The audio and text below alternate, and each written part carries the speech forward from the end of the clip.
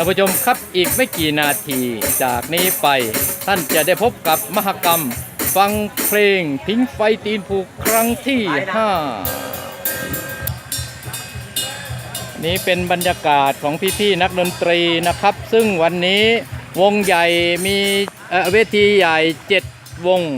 เวทีกลางอีก7วงเวทีเล็กอีก2วงนะครับตอนนี้ก็พี่ๆนักดนตรีทั้งหลายก็มาเตรียมการที่จะเริ่มเซตที่พักที่นอนที่หลับที่นอนไว้แล้วนะครับบรรยากาศน่ารักมากครับมีแต่คนกันเองทุกคนก็มาด้วยความรู้สึกอยากจะสร้างประวัติศาสตร์ร่วมกันหลังจากที่ได้สร้างสรรค์ความดีงามมาแล้วเมื่อ 5-4 ครั้งที่แล้วนะครับ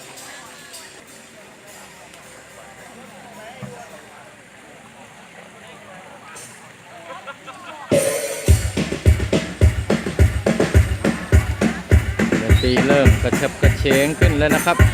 เช็คชาวเช็คซาวเช็คซาวเช็คซาวนะครับตอนนี้กำลังเช็คซาวสาวๆจากหลายที่นะครับสาวๆหลายที่นะครับที่มาร่วมงาน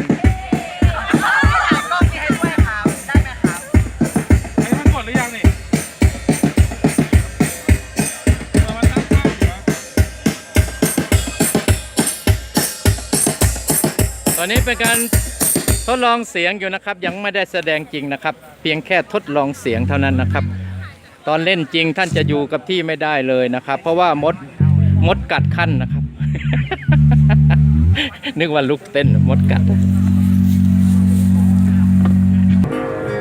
พี่ๆจากหลายที่นะครับมานั่งแสวงหาความสุขสำราญแบบเป็นกันเองมาด้วยจิตสำนึกที่จะรักประเทศไทยของเรานะครับ